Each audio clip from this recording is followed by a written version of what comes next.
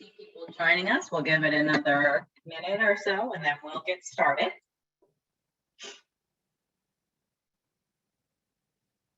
People are very punctual. It's great.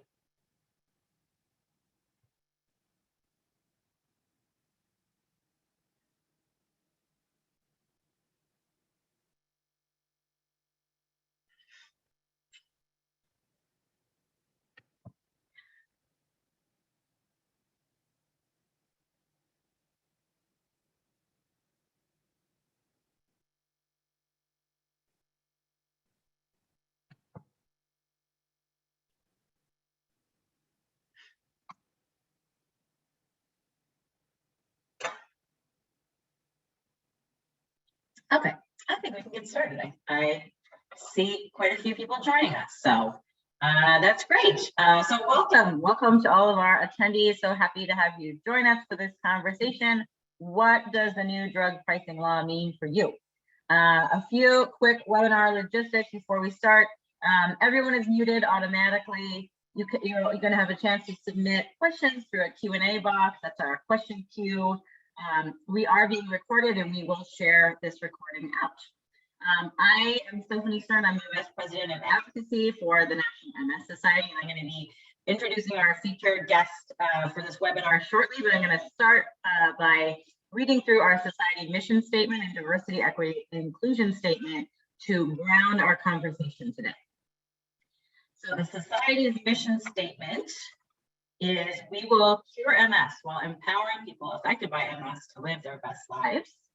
And our diversity, equity, and inclusion statement is the National Multiple Sclerosis Society is a movement by and for all people affected by MS.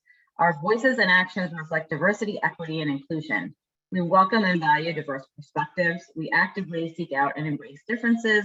We want everyone to feel respected and be empowered to bring their whole selves to ensure we make the best decisions to achieve our mission.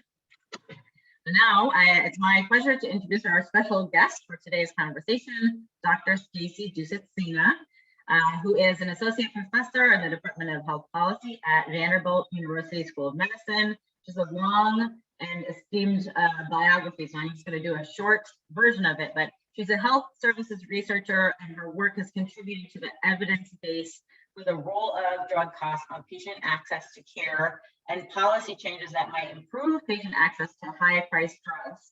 And if you've read recent articles on drug pricing or tuned into the news, you might have seen a quote from her because she's a highly regarded national expert on this topic. And some of you will recognize her because she spoke to us at the Public Policy Conference in March to help us all get ready for our visits with members of Congress. So we're so lucky to have her here today.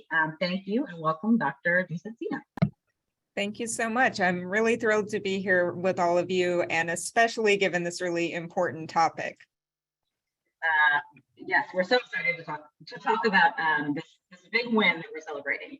I am going to give a little bit of background before we start. I think I just want to make sure that we all are starting off on the same page about how do we get here and why are we at the society so excited about the passage of the drug pricing and health insurance provisions in this Inflation Reduction Act. So as many people who are joining us today know that the society has been working on increasing access to MS medications for many years, especially since around 2016. The MS disease-modifying therapies have absolutely transformed the treatment of MS for many people over the last 29 years. But we're hearing over and over and over again from people with MS that these really innovative therapies were just out of reach for them because they were unaffordable, just simply unaffordable. And that most of the MS disease modifying therapies, we call them DMTs, have seen similar pricing increase trajectories, not all the same, but the price of the drugs has dramatically increased since the first therapy was approved in 1993. That first therapy that came to market was priced between $8,000 to $11,000 a year per treatment. But since then, the prices have gone up on a steep incline. As of this February, the median annual price of the brand name drugs, the MS drugs, was almost $94,000. And 6 of the drugs that we have increased by more than 200% since it came on the market, and 9 of them are now over $100,000 per year. Those are those are high prices, high stickers for those drugs. But the real story is that these prices have a real life impact on people with MS.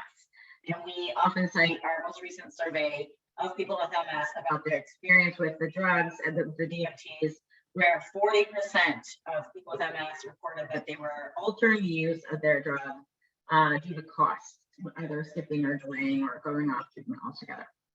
So these access barriers have been a huge burden for people with MS across the community, not just for those drugs, but for other medications that they're on, for other health conditions or for their symptoms. So that's why we've been talking to Congress about taking action on drug pricing. It's been one of our core advocacy components of our work for years, and all of our MS activists have been sharing their stories and really persevering, pushing forward and taking action over and over again. So we are so happy to be finally celebrating a victory in the form of the passage of the Inflation Reduction Act, which has several of our key priorities to improve the lives of people with MS. So we're here today because we want to make sure that the MS community is fully aware of what's in the law and when it will be implemented. And there's a lot in here, but it's kind of complicated and the timeline is not, immediate. So I will stop talking and get to the good part of this, which is our conversation with Dr. Dusetzina. Again, we'll have a conversation and we'll have time for questions. And you'll be able to submit them in the Q&A box, the question queue. So just think about what else you want to learn about as we go through this. Dr. Dusetzina, we would love to start with the reforms in this new law that will address what people with MS and other chronic health conditions, people who are on Medicare, are paying out of their own pocket for their drugs. So can you start with, how does this out-of-pocket cap work? How will life be different under this cap than what it is today for people with MS and other expensive health conditions? Sure. So, as many of the people in the audience know, Medicare Part D is a complicated benefit and it's expensive and it's hard to know how much you're going to pay any given year.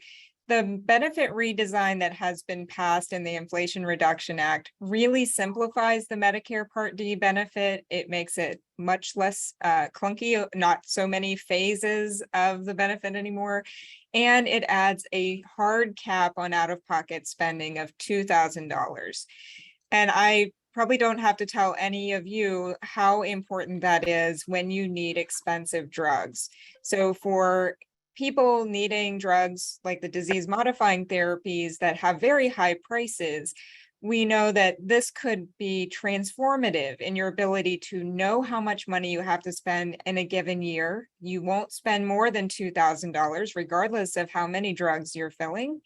And that is such a change from what we know exists today, where you have unlimited out-of-pocket spending if you don't qualify for low-income subsidies.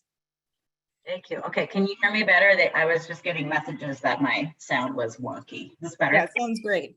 Okay, good. So thank you. So you may have, I got a little distracted by my headset issues. Did you talk about when will the out-of-pocket changes go into effect?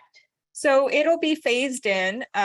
The first phase will be in 2024, where you don't have to pay anymore once you hit the catastrophic coverage level. So there won't be a hard cap per se. It won't be $2,000 in that year, but it'll be roughly $3,200 to $3,500 for brand name drugs. So you'll see that relief, not as much as you'll see in 2025, but you'll start to see some relief in 2024. In 2025, you'll have the hard cap on out-of-pocket costs set down to $2,000. So that's when you'll see an even bigger financial relief.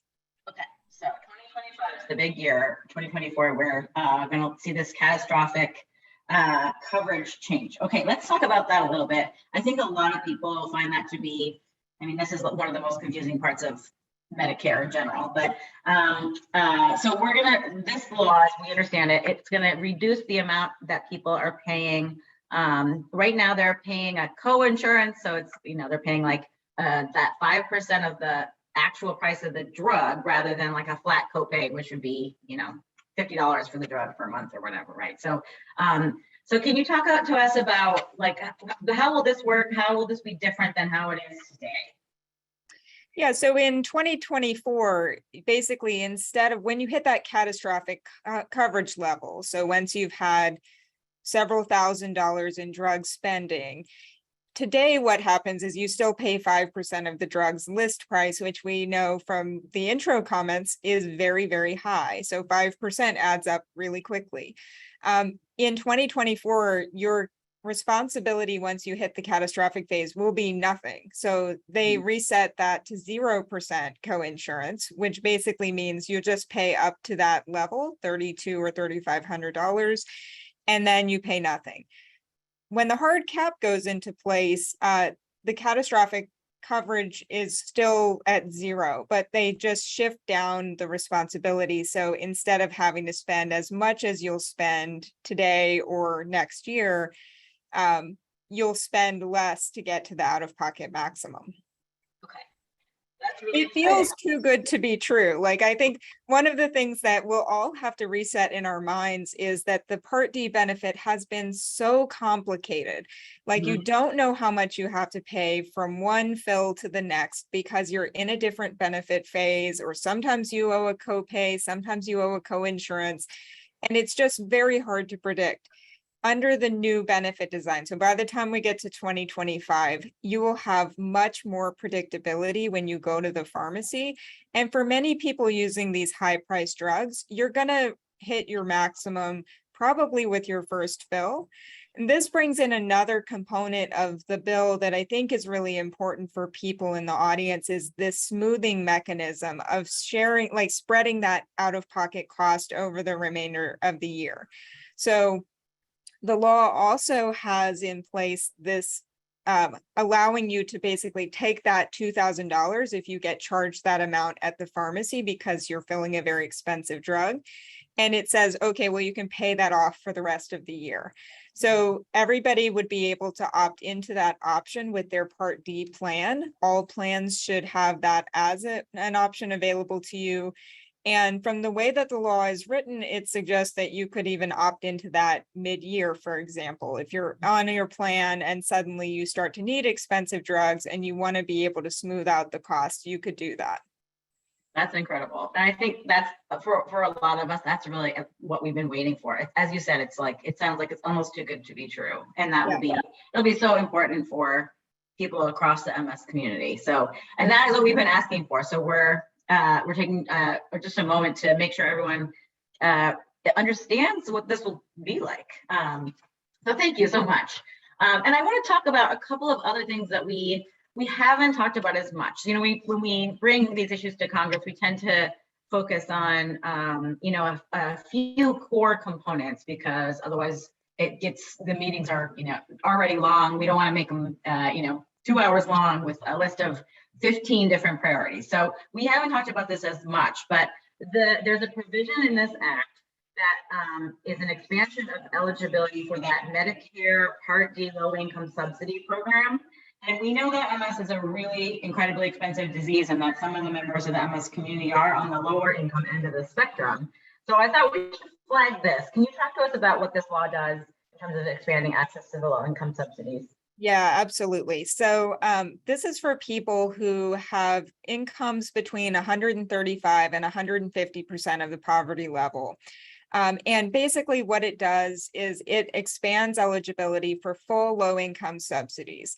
So if today you're eligible for the extra help program on Part D, you may find that even though you're getting some subsidies, that you still can't afford your drugs, because people with partial subsidies or extra help tend to see that their costs are higher than what they can afford.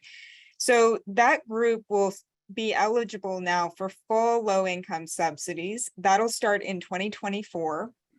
And that is a tremendous difference than what we have today. So if you're eligible for that benefit, you will see your out-of-pocket costs drop dramatically, because no longer do you have to pay a coinsurance up until you hit the catastrophic phase of the benefit, which is the case today.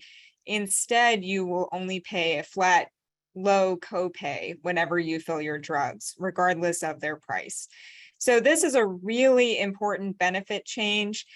My understanding of the way that this is set up is that individuals who qualify would be automatically enrolled. Today, another problem we have with the extra help or partial subsidy program is that people have a very cumbersome process to get enrolled, and about 2/3 of people who are eligible don't actually take advantage of that benefit. So this will expand basically getting people into the program and also dramatically reduce their cost. Okay, that's fabulous for a lot of people in our community. Another component that we haven't talked about, but is a potential benefit for people with MS, is the new cap on insulin prices. So we have research saying that people with MS have an increased risk of developing other health conditions. Sorry, I keep getting like messages that my sound is bad. Hold on, let me try one more thing. People are buzzing me and saying we can't hear you very well. Only Stacie can hear me. Hold on just a second. I'll keep working on this. Hold on. So there's a new cap on insulin, and we know people with MS can have a higher risk of getting other health conditions, including type 2 diabetes. So can you talk to us about the insulin-related provisions in the new law? Yes, absolutely. So again, this is going to apply to people on the Medicare program who are in Medicare Part D. Today, there is the Senior Savings Model program that allows people to pick a Medicare Part D plan that has insulin available at $35 per fill, roughly per month. Now what this bill does is it actually expands the requirement that all Medicare Part D plans would offer insulin at $35 per month. So this is just a dramatic expansion of that kind of existing program that was in some Part D plans. So now no matter what Part D plan you're in, you'll have access to that $35 insulin. This is obviously a huge benefit, and actually will start next year, which is a very quick turnaround for getting that in place. But I think it'll be a really nice improvement for people who are in plans that don't have that copay set at $35 already. Will help people be able to take their insulin more consistently. Okay, thank you. And we're just going to keep working on this headset issue. I plugged it in, and it's not actually doing anything. Okay, so we're going to switch gears a little bit here. So as you know, the society's position is that we can't just pass laws that reform what people pay out of their pocket. We have to do something to bring down the prices of the meds. So let's talk about what's in the law to bring down drug prices. So can you talk first about the inflationary rebates? What are they and how do they work, and how could they potentially bring down prices for people with MS? Sure. So the inflation rebates, the idea behind this is basically that companies will not be able to raise the prices on their drugs faster than the rate of inflation. So what we've seen, especially for drugs like disease-modifying therapies and other therapies, as you noted at the start, is that they've had dramatic increases in their list prices over time. So instead, companies will be required to hold that rate of increase down to the rate of inflation. Right now, it looks like the plan is that the rate of inflation would be for 2021 as the baseline set of inflation, which typically was around 2% for when we were looking at inflation before this most recent period of high inflation, as we've all experienced. That's great news, because in areas of drugs like disease-modifying therapies or other expensive drugs, we've seen that their prices go up much faster than 2% per year. So if a company takes a price increase that is more than that, they have to pay that money back to Medicare.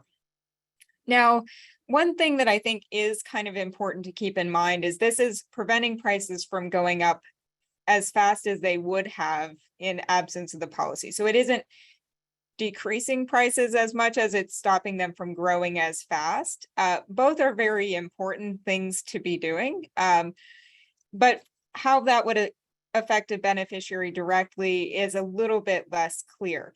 I think the way I look at these policy changes are that the benefit is being redesigned to make it dramatically better for patients And we're paying for it by limiting how much companies can increase prices and by doing drug price negotiation.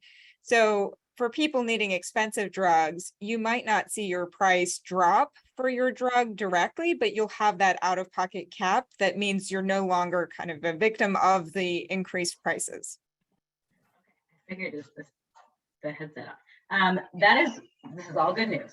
And I think you talked through everything I was going to ask you about.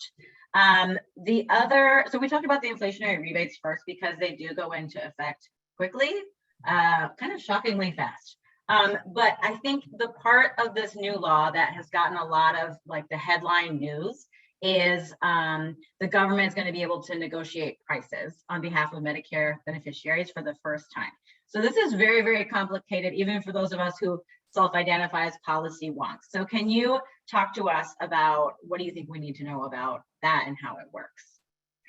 Sure. So I think this is another one of those things that is incredibly good for saving the Medicare program money so that they can keep your premiums low and not growing too fast, and that they also can provide this more generous benefit.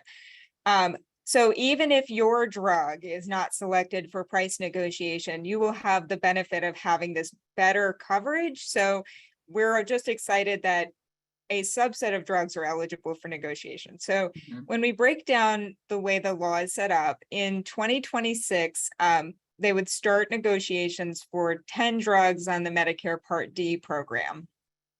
Now, to be eligible for negotiation, the drugs have to be older. So 9 years old for small molecular pills, and 13 years old for biologics. The other thing is they can't have generic or biosimilar competitors. So there are a lot of rules about like who qualifies for this. But in a way, it was set up to really try to address some drugs that have maybe been more abusive in their practices, kind of these that are doing gaming around the patents to make sure that they kind of continue to stay branded and not have competition. Trying to balance these issues around negotiating for prices and spending less, but also continuing to encourage investment in the pharmaceutical industry and innovation. So I think that this does strike a nice balance of giving us some experience with drug price negotiation without being too aggressive. The other good news is that over time, over the subsequent years, the number of drugs that will be selected for negotiation will go up to 20 drugs by 2029. And it will include those physician administered drugs as well. So, or clinic administered drugs. So the things that are infusions or administered in the doctor's office. Which is, I'm glad you called that out because more and more people with MS are taking medications that they receive as an infusion in some sort of doctor's office or provider setting. So yeah, we're really excited to see that those are covered as well. So I think I asked you a lot of questions, but is there anything else that you wanted to note about what you think the MS community should be aware of in terms of the drug pricing provisions? Anything I missed? We've covered so much ground. I think that one of the other pieces that comes into play early that is is just a good thing to do for all our beneficiaries is the free access to vaccines covered on the Part D program. So clearly there are lots of different vaccines that are recommended for people, and not having to pay fees either for the drugs themselves or for the administration will go into effect next year. I think that's a nice benefit for everyone.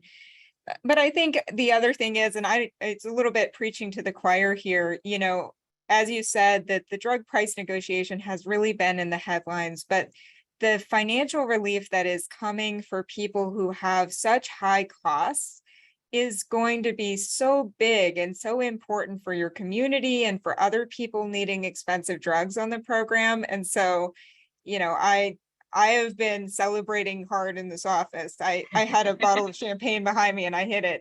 I was like, wait, I don't know if that's professional enough, but it's such a huge benefit for people and their family members and anyone who's been afraid of, needing to switch from a commercial plan into a Medicare plan. Like, you will have the ability to make that change and not be at risk of, being financially devastated to continue to pursue your treatment. And I think that's something that we should all be celebrating for ourselves and our friends and our neighbors and our family members.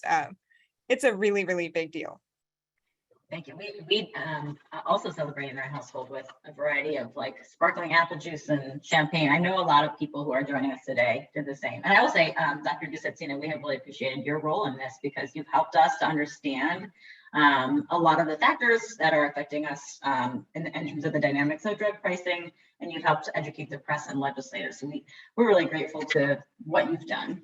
And before, I wanted to give a shout out for one additional piece of the law that is not related to drug pricing, but it's related to coverage. And we did talk about this at the Public Policy Conference in March, and we talked about it for years. And that is these enhanced subsidies that were first adopted under the American Rescue Plan Act. That was that COVID relief bill. And they help people buy coverage in the Affordable Care Act marketplaces for way cheaper than it was before. Just a lot more generous subsidies. And they were these were set to be temporary, and they were going to end at the end of this calendar year, unless it was extended by Congress. But the Inflation Reduction Act did extend these enhanced subsidies through 2025. So, and for a lot of people that must find themselves, in a coverage gap, these are is an essential way to get coverage. So. Right now we're seeing record high marketplace enrollment and record low uninsured rate. So all of this good news to continue. So many good things in this legislation. Okay, so we're going to move into the Q&A section next. So like I said, feel free to put any questions you have into the Q&A box. You don't need to use the chat for questions.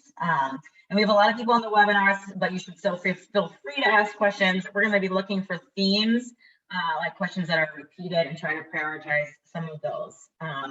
So we might not get to all the questions, but at the end, we'll list some additional resources for information after we move through the Q&A. So I see LB popping up. Do you have the first question? I do. Thanks, everyone. So our first question is, why are several older medications not yet considered generic? Oh, well, this is always a tricky one. So often what we see is that even after drugs have been on the market for a very long time, they have created new uses for the drug over time that, is a thing that we call evergreening of your patent or your product, where maybe you'll get a new indication that is different than the original indication, and you'll get additional patent life. And then there are other legal strategies that companies will take to effectively block generic competition.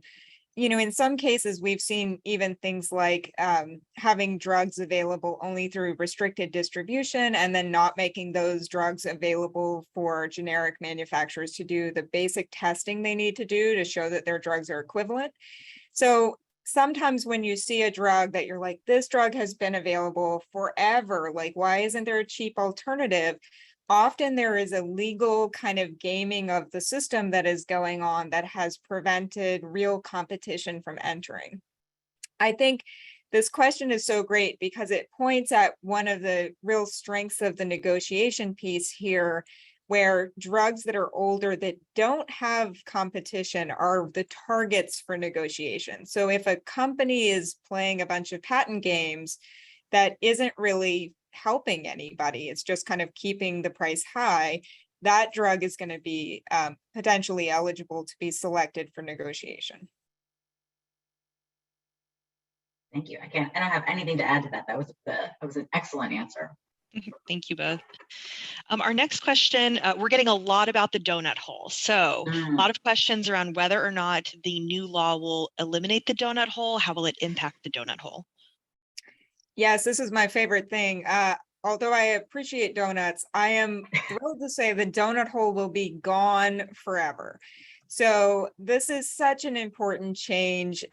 We've done work showing that for higher price drugs, when they go generic, people today often have to pay more because of the quirks of the donut hole than they would have paid for the brand name drug. And I imagine the same would be true for disease modifying therapies that still are pretty high priced as generics when they're available. So the donut hole gets completely erased and the benefit is redesigned so it will be a simple, streamlined benefit. We should all be really partying over that because today the donut hole causes a lot of problems, even beyond those that you see when your price jumps up at the pharmacy counter. Yes, and I think you did a good job of explaining how this law will give people a lot more predictability about what they're going to be paying through the year and when. And that's something we hear a lot from people with MS, that as they move through month to month, and as you said, every time they fill a prescription, there's a lot of uncertainty around what are they going to be paying and when. And this law can give you that certainty. It gives you that max of what you're going to pay, and you can get, as you said, you can choose that smoothing mechanism where you can just pay a certain amount every month. And then you can budget for it as part of your monthly expenses, which I know for people on a fixed income is huge. So, and I think the other statistic that I didn't mention in my opening remarks, but it's worth calling out, is that we have research showing that people with MS pay, when they're on Medicare, just for their MS medication, they're paying almost $7,000 a year. So just that is almost $5,000 more than the cap. That doesn't count any other medication that they're on. So yes, I think anybody who's been stuck in that the coverage phase where they're paying so much money out of pocket, those are the people who are going to see a big change. Absolutely. All right, our next question is, how does this law affect disease modifying therapies that are not on the Medicare formulary? Yeah, that's a great question. So, this really does apply to Medicare Part D. So if your drugs are covered under Part B, the medical benefit, you're not really going to see the same changes. For the Part D covered drugs, I think the issue is going to be that people will need to really shop for a plan that covers the drug that they need. So one thing that I would suggest that everyone does every year, go online and shop for a Part D plan that covers your drugs the best, or that covers your drug at all. So what you may find is that plans are still able to exclude some drugs from their formularies, but you're still able to go on and shop for a plan that covers the drug you need, and then that out-of-pocket maximum will still apply. So I think we know from research that many, many people, once they make this one decision to go into Part D, they never change their plan. But if you go and do that shopping every year, it's a little bit of a hassle. I totally understand. I hate picking my own health plans every year. But if you go and do it, you have a potential to save a lot of money, or to make sure that the drugs that you need are actually all covered. And you're going to the right pharmacy, the right, basically you can save a lot of money doing that. And I will give a plug for the staff here at the MS Society. Within our MS Navigator team, the Benefits and Employment team, who can help people through that process of looking through plans to determine which plan has the drugs that they are on the right formulary placement, the right coverage, the right price. That team is really helpful. I have talked to them many times. They're available. We should put that number in the chat as well, or their contact info. That they're here to help, because it can be difficult every year to go through and look and find the right plan for you. But they're super well trained, and they are particularly skilled at finding all the info on that MS disease modifying therapy. So yeah, I think to add one more point to this, I think that this is also a choice if you are just getting ready to enter the Medicare program, is that you will want to think carefully about, whether Medicare Advantage or traditional Medicare is best for you. And then also think about a supplemental insurance plan if you pick the traditional benefit that really helps cover your drugs if they're infused and instead of on the Part D benefit. So this is such an important decision that we don't do nearly enough to give people the tools they need to make that big decision when you go into Medicare. But I'd encourage you to reach out to the MS Society for help. And then even if you say, okay, well, let me see, are there other places that are more specific to my area or state?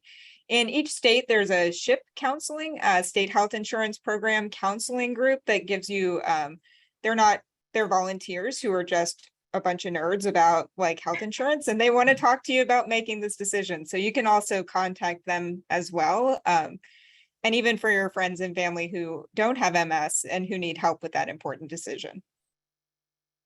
That's very true. All right. The next question is around the smoothing mechanism. And people would like to know, will they actually have to opt into a smoothing option, or does that occur automatically?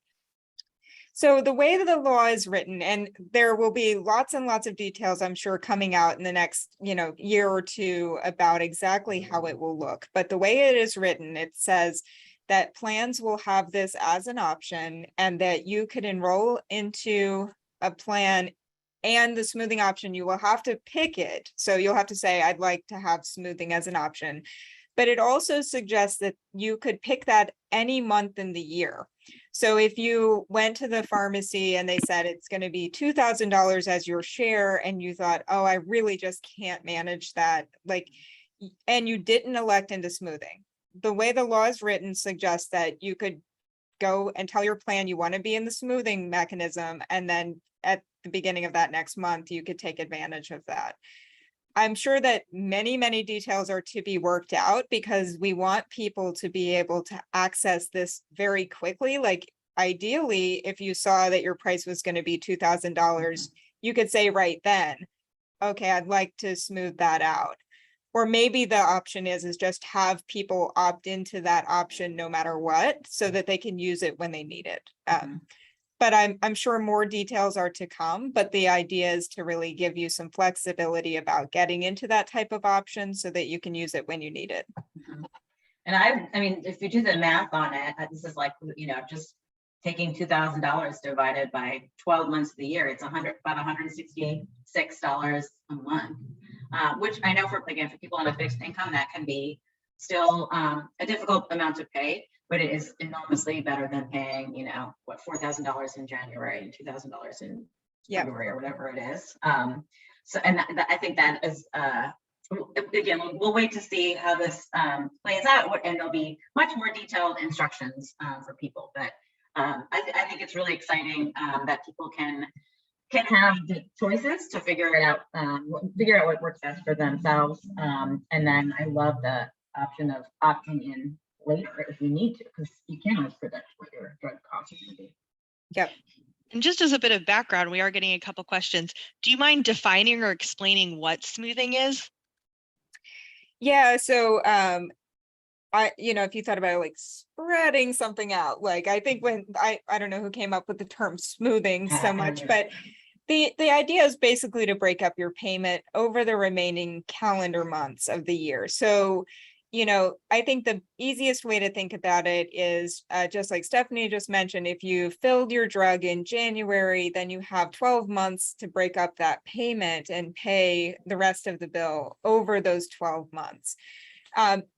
Because of the way that health insurance kind of works on a calendar basis, this has been specified so that if you happen to fill the $2,000 drug in July, you would have many fewer months to spread that payment out over the remainder of the year. So it's not as simple as saying you only have to pay a hard cap every month. Instead, it says, all right, well, you'll just pay that over the remaining months of the year.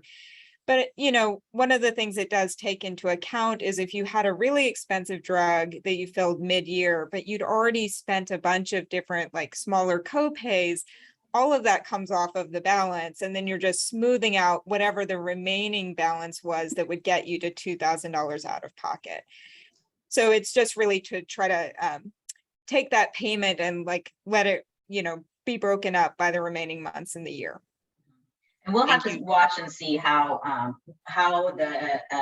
it's talked about in the coming months and years. On Capitol Hill, I know they've been trying out different names than calling it other things other than smoothing to try to make it more easy to understand and a little bit more catchy, I think.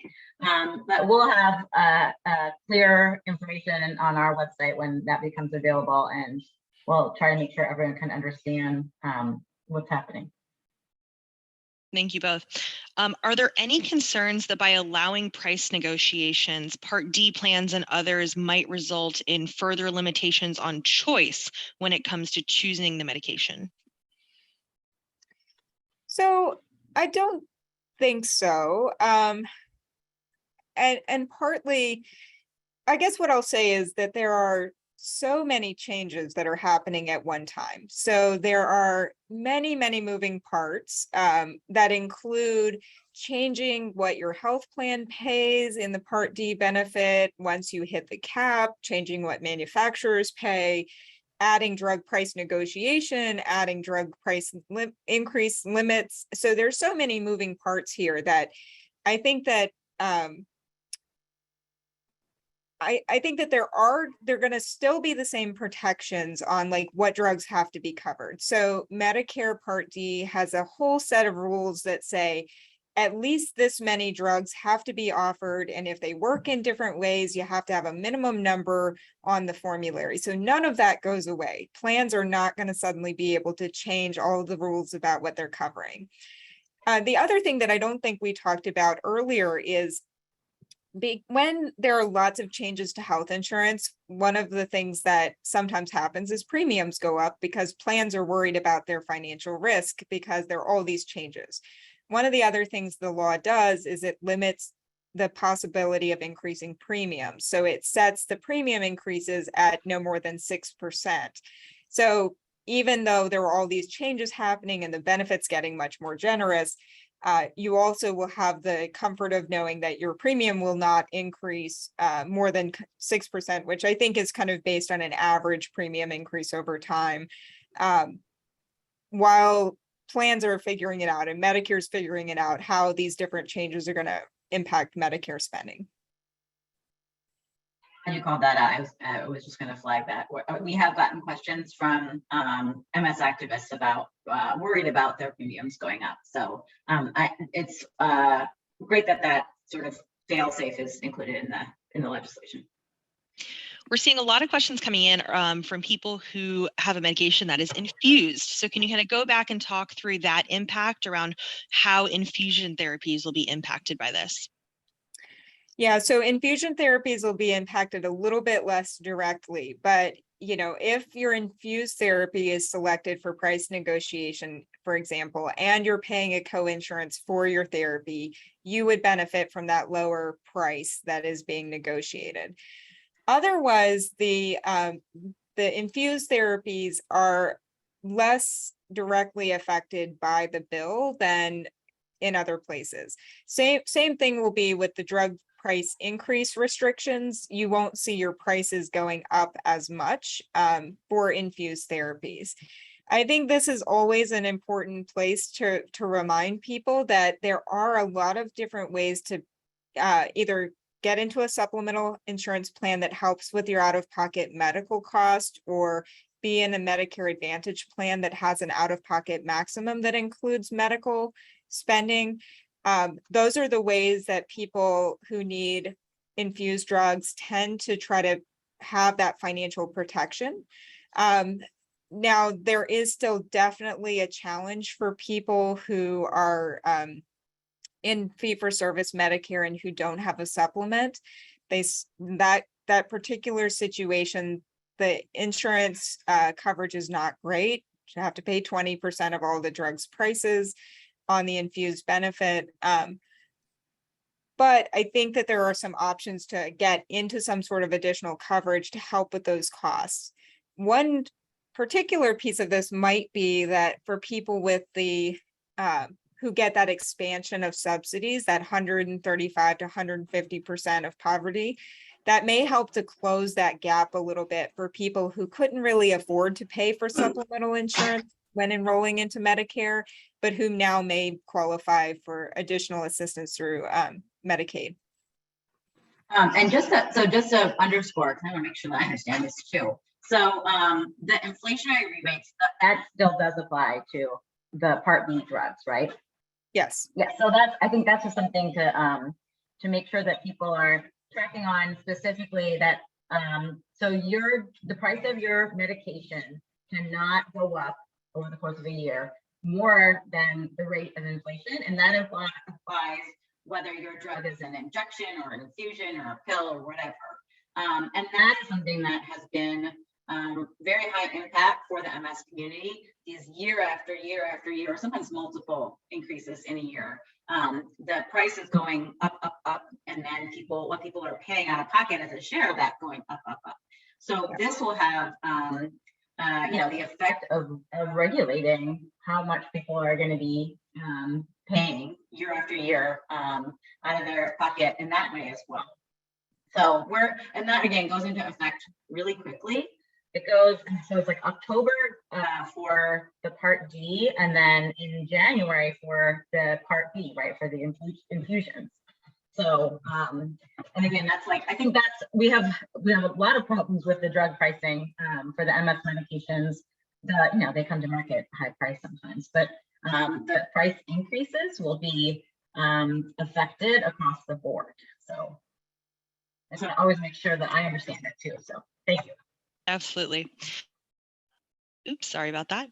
Our next question, an activist is asking if you could explain how the out-of-pocket cap will apply to people living with MS with Medicare plans via an Advantage plan with prescription coverage.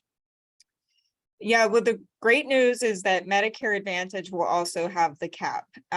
So, we've known that the benefits for either standalone Part D plans that are the ones you get into if you have traditional Medicare or Medicare Advantage have been uniformly bad for people who need expensive drugs. So you will also be able to take advantage of all of these same changes under Medicare Advantage. So don't stress if you're in Medicare Advantage Part D plan or in a standalone plan, everybody's going to get this benefit. Moving kind of away from that a little bit, we have an activist who says they are 38 and have an annual income of $50,000. Does the new law and cost cap apply to young people living with MS like me who are not eligible for Medicare, including Part D? Can you describe the eligibility requirements and share how we will be impacted? So unfortunately, the provisions in the Inflation Reduction Act really focus on Medicare beneficiaries and enrollees. Although I do think the expansion or the continuation of the subsidies for people who want to be in the health plan exchange, like those can be accessed by people who are outside of the Medicare eligibility and who are on the commercial market. So I think that if you find yourself in that space where you need to buy your health insurance from an exchange, for example, that will help you tremendously, or will continue to keep your premiums lower than they would have been without that policy. But unfortunately, part of the reconciliation process by which this bill was passed made it impossible to extend these provisions to commercially insured people.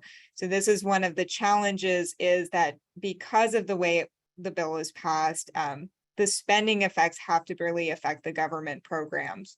And that's why we saw, for example, that we couldn't even extend the insulin copay cap to commercially insured people because of the rules associated with what is allowed and what is not allowed in a budget reconciliation. I've been reading, there's a lot of articles trying to determine what, if any, effects there will be for people who are in commercial and private plans. And I was reading about how the way that the inflationary rebates will be calculated. So when they're trying to figure out if a drug's price is going up faster than inflation, they will look at the price that's charged in the commercial market too, right? So that's something, that we don't know what effect that will have, but when they're doing that math on how much the price has gone up in a year, they'll look at prices across the health system. Is that right? So they had a component where they were trying to penalize tax increase or inflation increases, price increases above inflation, in both Medicare and the commercial market. That had to be stripped out and reduced to only focusing on price increases within Medicare, which I think then ended up resulting in only Medicare sales being accounted for there. Okay. Now, I have seen reasonable sounding arguments on both sides about whether there will be a positive or negative effect on the commercial market as a result of some of these changes. And I think that we really don't know for sure, but some people have argued that the prices could actually go down a bit in the commercial market because companies will have less incentive to increase prices, especially if they have a lot of sales in the Medicare program, that they may just lose that incentive to raise prices even in the commercial market. I've seen, the other argument is that the commercial market may pay more to make up for these losses, but most recent evidence sort of suggests that that doesn't really happen, or is kind of unlikely because companies are already trying to get as much as they can for their drugs. So, they're already pricing as high as they think they can. So again, I don't think we have the clearest evidence of what will happen, but I think because there are good arguments on both sides, I'd expect there to be pretty minimal impact on the commercial market. Yes. Okay. Thank you for clarifying that. The only other thing I think is worth calling out is that for people living with MS who are not yet Medicare eligible, these changes that affect people on Medicare will affect how they plan for the rest of their lives. And I'm just thinking about, people plan financially for as they age or as their condition potentially progresses. The amount that we will all have to pay per year for our drugs is now going to be way less than it was. So we have been hearing from younger people with MS that this changes the way they think about their future and their economic security, which is also, I think that's something to consider as well. Yeah, absolutely. So Steffany, how many more questions? I have about 3 left. How many would you like me to get to? How much do we have time for? Maybe I think we should just do one more, and because I want to make sure to close out, and we'll put up the slides with the additional resources. Okay, perfect. So the next question is, can you explain how or if manufacturers will be penalized if they increase drug costs higher than inflation?